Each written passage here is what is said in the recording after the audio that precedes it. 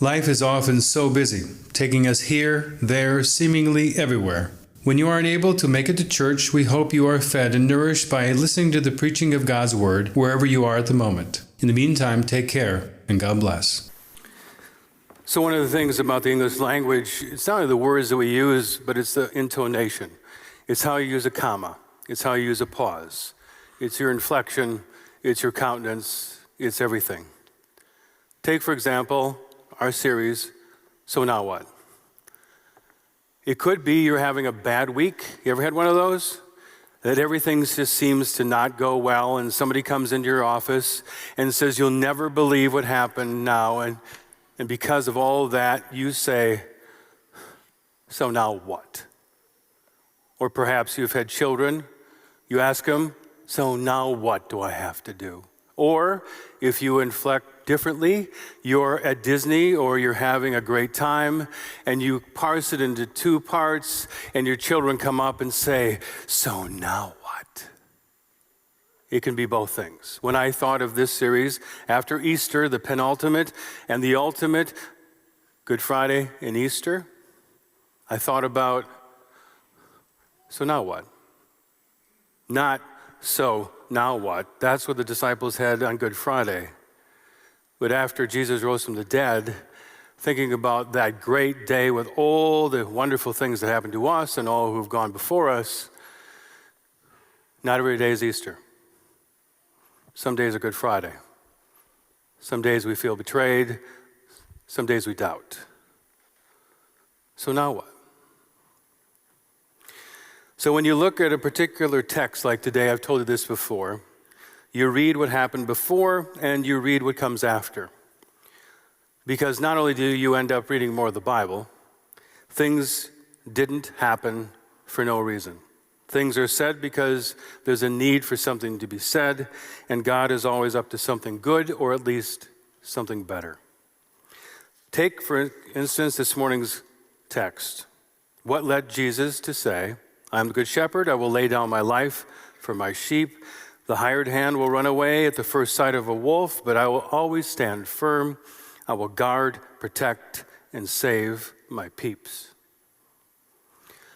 Now, here's a little something you learn along the way, is that a high percentage of the time when Jesus was owly, it's because he had to hang out with the holy people, the religious leaders. Ironic, isn't it? Almost every single time he's in a bad mood, it's because people who wore one of these and were religious leaders chapped him. One might think that they would be totally down with the only begotten Son of God. Actually, they got along worse than Viking and Packer fans on game day, which tells you something. So again, to be on the same page in this morning's text, Jesus IDs himself as the Good Shepherd, which, by the way, was one of the first times that Jesus was frontal about who and what he really is. What led to that great big reveal? Nothing happens by happenstance. Right before today's text that Pastor Gail read, Jesus healed a man who had been blind since birth, which actually caused quite a stir, not in a good way. Now, one might think that if a man can't see and that he can see, that everyone would go bananas, right? No. Even the man's neighbors said, gee, it sure does look like my neighbor. The one who couldn't see? As if the neighbors suddenly couldn't see. You have a neighbor, yes? And if you see that neighbor and that neighbor can now see, aren't you going to go, well, I don't think you're my neighbor? Other people heard the miraculous news, and when they came upon the man, they said, it can't be. It just can't be. When people approached the man, they said, are you sure that you're the one who is blind since birth? Yeah. I'm the one. No. Yes. No. Yes. No.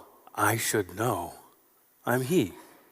All right, then if that's the case, then how did it all go down? The man replied, and I'm taking this from the Bible. You think I'm telling you a story. I'm telling you the Bible.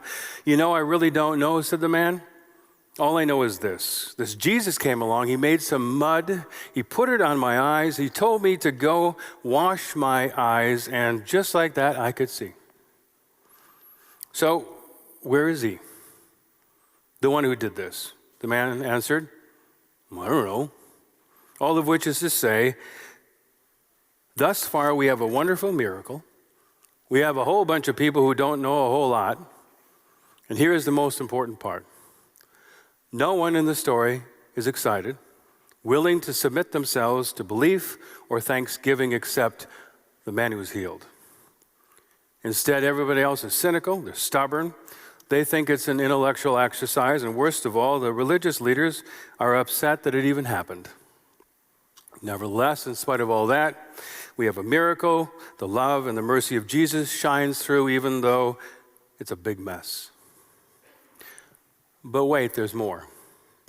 It's amazing how reluctant people are in their effort to not believe, especially the holy dudes. We call them the Pharisees. Usually when you say that, you kind of hiss, because they were snakes.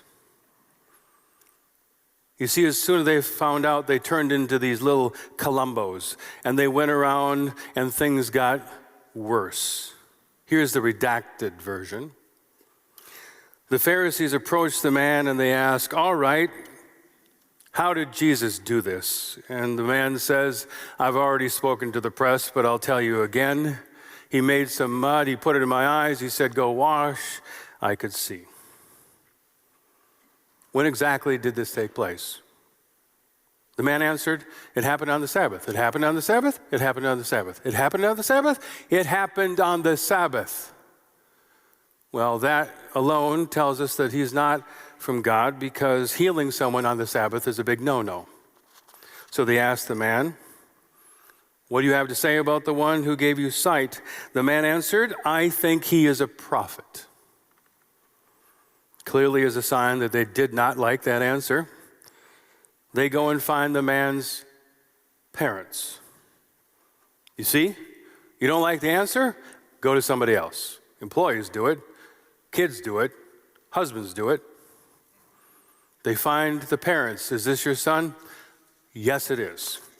The one who was born blind? Yes. You sure? Yes. We're positive this is our son, and we are positive that he couldn't see until now. How do you explain that he can now see? Now, before I tell you this, you need to know, if the parents were to confess that Jesus is the Messiah, they would be cast out of the synagogue, which to them was a big, big deal. And so perhaps for that reason, they say, why don't you ask our son? He is of age. So the holy people go back to the healed man a second time. You see what I'm saying? You pick it up when I'm laying down? They go a second time, and this time they get absolutely schooled by someone who's never even gone to seminary. For after the Pharisees asked the same questions in a different way, just like a good lawyer, the healed man says, all right, I've already told you already, yet you refuse to believe. And then he says, and he sets the hook. Do you also want to become his disciples? Yes. No. Awkward silence. After one more comment from each faction, the holy people become fed up with this man, and they throw him out on the street. They cast him out of the synagogue. However, here's the deal. Nothing is over until Jesus says it's over.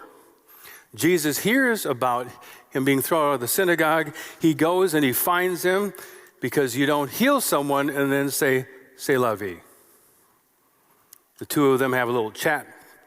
They fall for one another more deeply, and the man officially joins Team Jesus.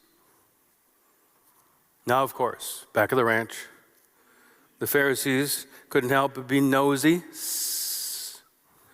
and they are listening to this. And when Jesus said, quote, I came into the world for judgment so that those who do not see may see, and those who do see may become blind. The Pharisees took the bait like a big northern, and so they asked Jesus, surely we are not blind, are we? Instead of a simple, do you think? Jesus says, today and back then. For that reason, I am the Good Shepherd. I will lay down my life for my sheep. I know my own. I must. I have. I will. I am. I am. I am. There's the answer to your question. So when I thought about what all that means, I thought of Muhammad Ali. I know my mind is interesting and unique. Remember on Easter, if you listened, I told you that when my father drove the car, we were subjected to his music. I have had people write me and talk to me and defend Roger Whittaker. There is no defense. I would listen to the farm report and all those things. The same thing existed in the house. Nels, Jacob, Lilliard. We didn't have a remote control because I'm old. I was a remote control. I went and changed it. But I'm also old is that we only really had 3 channels. We live in the middle of nowhere, ABC, CBS, and NBC. But I thought of Muhammad Ali. For those of you who are not Norwegian, you know where I'm going with this. But there was a time when pro boxing happened at night at 7 p.m. And you had Muhammad Ali, you had Frazier, Ken Norton, you had George Foreman before he started grilling. You had Sugar Ray Leonard, and it was in some ways a little bit more, I don't know, seemingly upstanding. It didn't seem quite like it is now, but I digress. But when Jesus said, I am the Good Shepherd, I thought about Muhammad Ali, because Muhammad Ali said for all the world to hear, I am the greatest. And I was trying to work on my Muhammad Ali voice, but I'm just not going to go there. But that's what he said. But he also said, he amended it by saying, I'm the greatest. I said that even before I knew that I was.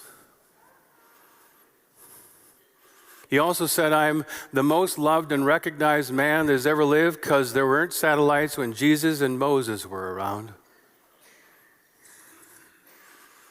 Other thing he said, I'm so fast that last night I turned off the light switch in my hotel room and was in bed before the room was dark.